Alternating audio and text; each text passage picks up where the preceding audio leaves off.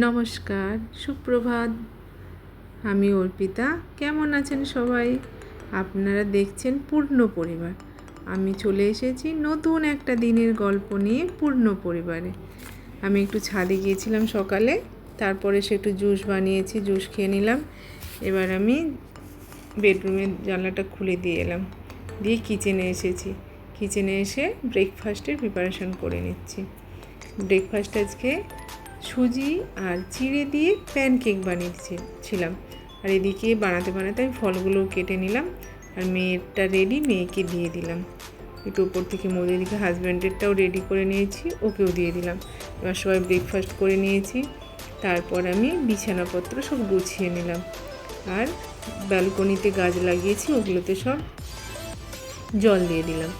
এই সব গাছগুলোতে দেখছি, দেখে দেখে জল দিয়ে দিলাম। এত রোদের তাপ না, গাছগুলো সব লাল হয়ে যাচ্ছে। অপোজিটে একটা সুপার মার্কেট রয়েছে, ওদিকে একটু দেখে নিলাম। এবার মাছ নিয়ে চলে এসেছে, মাছ ক্লিন করে নিলাম। তারপর এবার ঝাড়ু মারার পালা, তাই দেখে নিলাম কোথায় কী রয়েছে। তো দেখলাম সব আমি নিট অ্যান্ড ক্লিন করে দিয়েছি। দিয়ে ছেলে মেয়েকে খুঁজছি।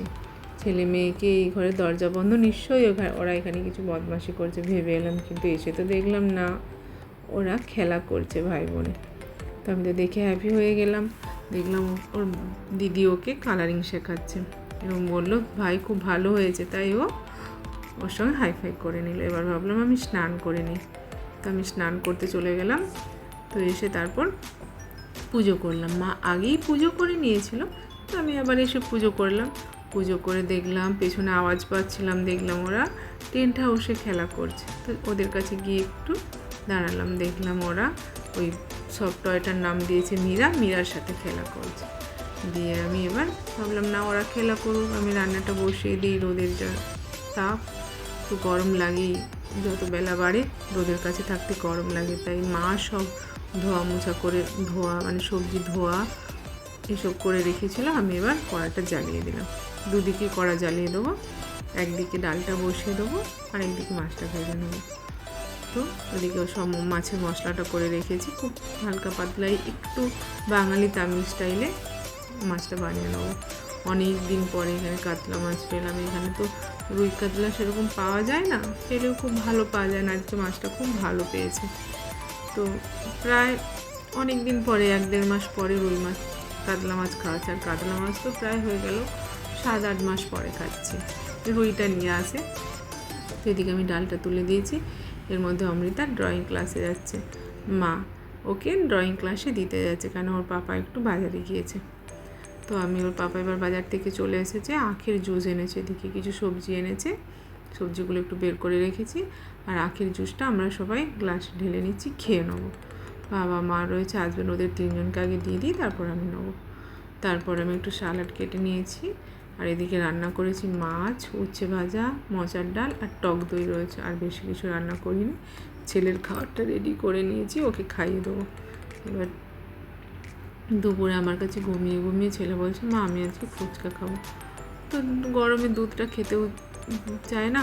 তো ভাবলাম ঠিক আছে, একটু ফুচকা, বাড়িতে একটু চিপস রয়েছে, ওকে বানিয়ে দিই। সেই ভেবে ফুচকাগুলো ভেজে নিচ্ছি। আর সাইডে একটু প্রেশার কুকারে আলু সেদ্ধ বসিয়ে দিয়েছি। ওরা দই ফুচকা খাবে বলেছে, একটু দই দিয়ে করে দেবো। একে একে সব ভেজে নিয়েছি ফুচকা। আর এদিকে বাটিতে আমি একটু দই নিয়ে নিয়েছি, দইয়ের মধ্যে লবণ আর একটু জিরে ভাজা দিয়ে মিশিয়ে নিয়েছি। আর পেঁয়াজ কুচিয়ে নিয়েছি, জিরে ধনে ভাজা, বাদাম ভাজা, আলু সেদ্ধ, এটাকে একটু মেখে নেবো।